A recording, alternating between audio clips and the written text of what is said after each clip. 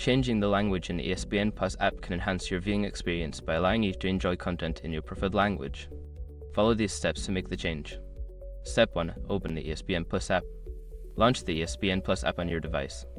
Ensure you are logged into your account to access all settings. Step 2. Access settings. Navigate to the settings menu. This is usually represented by a gear icon or can be found in your profile section. Step 3. Select language preferences.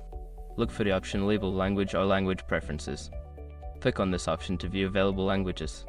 Step 4. Choose your preferred language. From the list of available languages, select your preferred language. This will set the app to display content in the chosen language. Step 5. Save changes. After selecting your language, make sure to save your changes. You may need to restart the app for the new language settings to take effect. Now you can enjoy your favorite sports content in the language you prefer. Happy viewing!